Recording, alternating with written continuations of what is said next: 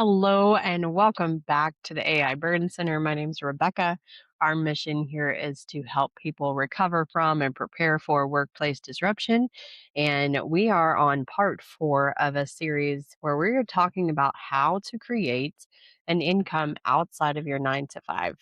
We started out with identifying a skills inventory. Then we talked about how to find the market for our skills and the things that we know how to solve for. And then in module 3, we talked about how to present an offer to the market. And today we are actually going to talk about money.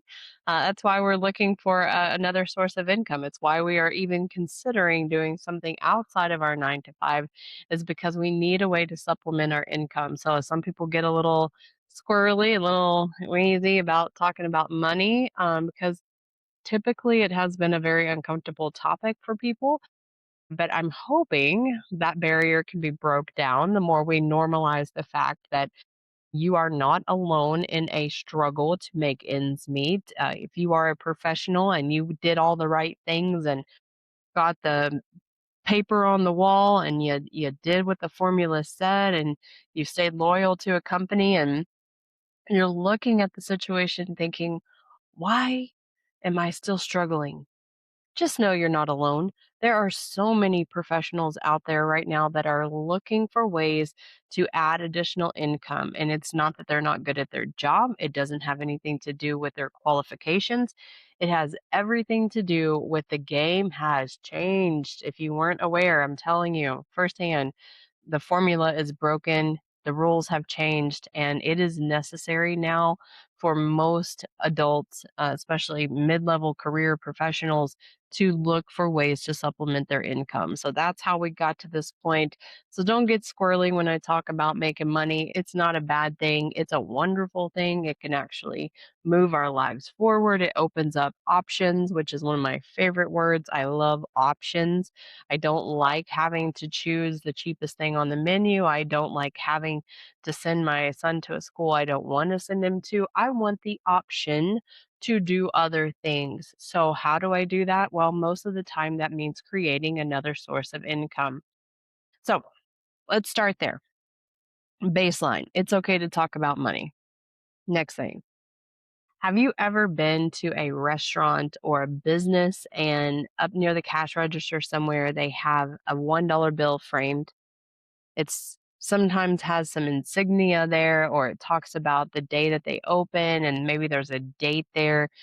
And the reason that that business owner took that dollar bill, mounted it, framed it, keeps it, is to remember. It's to remember what it felt like the first time he created an income that someone didn't give him because he had given up 40 hours or whatever the arrangement was.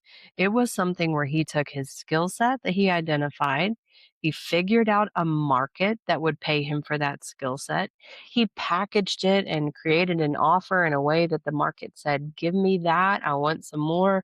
And then he finally got to the point where he was generating an income. And so that's where we are at module 4, is how do we create, how do we actually start to see money flowing from all of this preparation that we've put into something. Now there is a difference between believing you could earn money outside a job and actually doing it.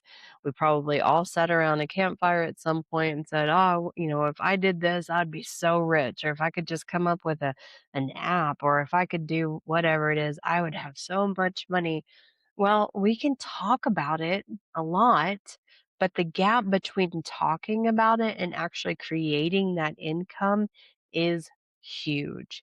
It requires a bridge that no one is going to build for you. You are going to have to lay it plank by plank by plank and cross it until you have shown yourself and the rest of the world that what I said I was capable of doing and actually accomplishing has been done. And you think about that that whole scenario right there, that level of effort and coordination of all these pieces coming together so that you can earn an income, that deserves an applause. That deserves recognition. That is a big deal. And so the people who actually build that bridge from believing they can do something to actually doing it are the ones who separate themselves. They are the people that, when the market looks and says, "What do you have that that you are an addition and a joy to society and you are a contributor?" These are the qualities that start to separate you from the masses. And if you're watching this, odds are you have already begun to separate yourself from the masses. So I'm so glad you're here. Once you have built that bridge for yourself and the market responds by handing you cold, hard cash, you know that you have actually accomplished something worthwhile. And psychologically, that is the gap. It is not always just a financial gap. Yes, we do wanna close that as well, but the movement from belief to actually doing is the gap that once you succeed at that, very little is gonna stop you from doing it again and again and again.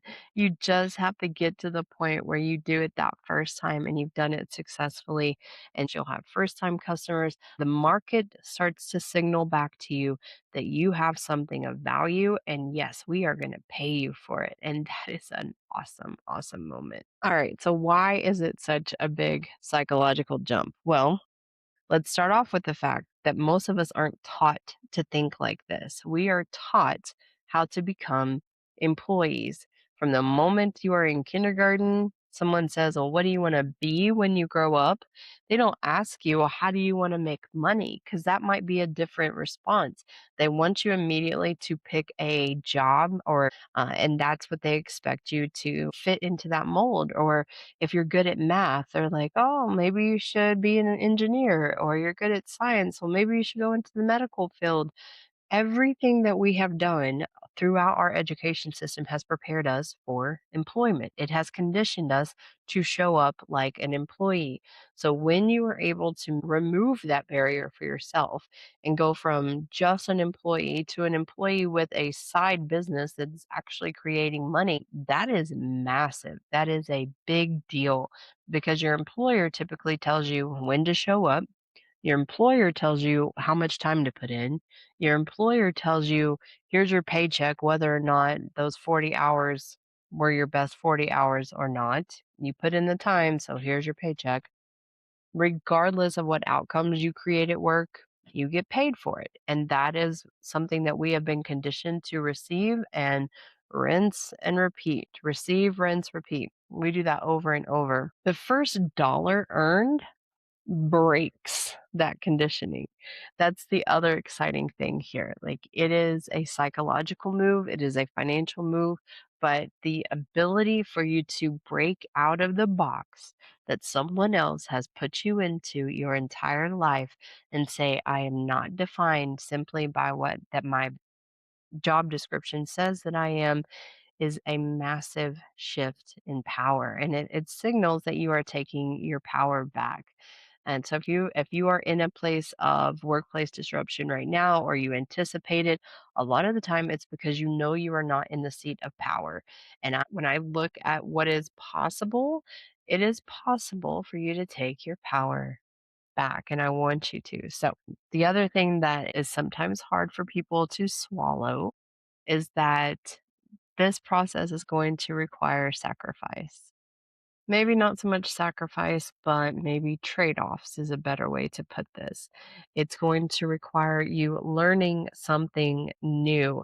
And a lot of the reason that my husband and I have built the AI Burn Center is that if you are a mid level professional and you are looking at the fact that the market is needing different things from its employees now, for you to go back to school and assume potentially more student debt when you have kids that you're raising, you've got a mortgage, going back to school to learn a skill set that, which by the way is probably going to be expired by the time you graduate. I'm sorry to tell you, but universities are not approving or developing curriculums quick enough to keep up with what's happening in the market.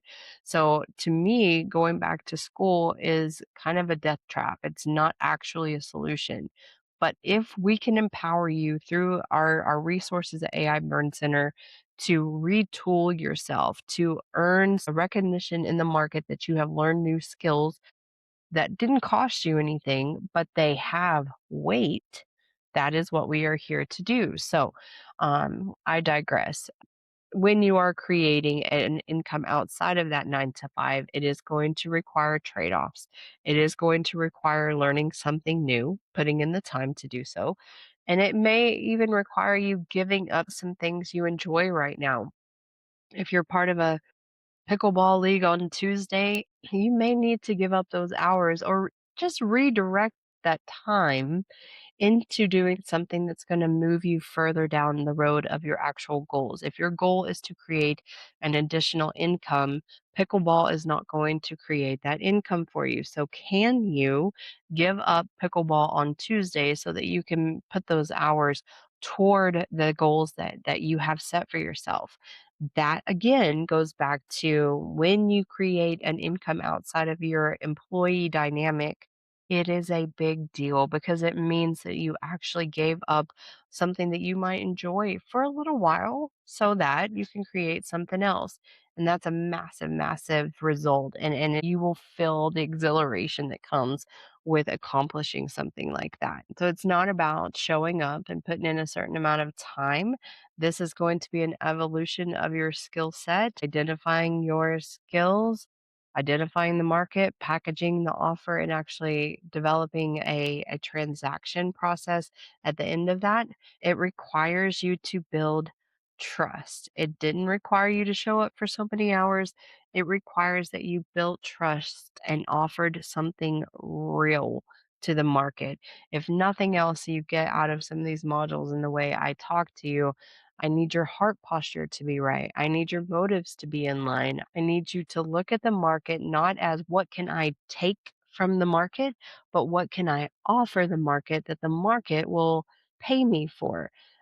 If you approach developing an income outside of your 9 to 5 with that mindset, you will go a lot farther than just looking at what can I get from everybody else around me. And I'll say this, when you get that first dollar transaction, it may not be a dollar on the wall. I don't know a whole lot of people that carry around cash anymore. It seems a little nostalgic at this point, but when you get a Zelle notification or you get that notification from your bank or from whatever payment processing program you're going to use that says you just got money, that is the same thing as framing that $1 bill. Screenshot that, print that off, do something awesome with it. But when that starts to happen, you will get this hit of dopamine every single time. And it is so exciting to know it's because of your efforts and what you did to create that moment of that notification that comes across your phone. There's just nothing in the world like it. So all right, so here's your homework. Here's your exercise for Module 4. I want you to write down the smallest possible version of your offer. Now, remember, we talked about I am bringing this to a certain group of people to take them from X to Y in this amount of time. But what is the smallest version of that that you can pull out? The reason I want you to do that is because I want you to focus on it with all of your might. Let's say for the next week or the next 2 weeks. It's one piece, it's a sliver of your offer that you can take to market, and a person can pay you for this small little piece of maybe a massive offer that's in the background. But pick that one little piece out that somebody will pay you for and exchange money for your service this month. And maybe the full offer isn't what you're bringing to market yet. I don't want you to worry too much about that. We'll get to the right iteration of that. But if you can pull out just a one liner, the smallest little piece of that offer, and sell it to somebody, have a transaction for that one small piece. That's where I want you to start. That's where I want you to focus and put your energy toward that. All right. So once you identify your little sliver, I want you to figure out who do you know? Pull out your contacts on your phone and find someone that you could offer that to in the next 7 days. I'm going to give you that amount of time. It's not going to take you that long to open up your contacts, scroll through there, and find one person that you could offer that little sliver of an offer to in the next 7 days. That's where your first dollar is going to start. That is where you initiate a conversation. And again, we talked about the fact that money is not going to come knock on your door. You are going to have to make a move toward it, toward your customer, toward the market, and actually go in that direction. And starting a conversation is where that will begin. So that is your homework, and I will see you on the next module. Again, my name is Rebecca. I'm with the AI Burn Center, where our mission is to help people prepare for and recover from workplace disruption.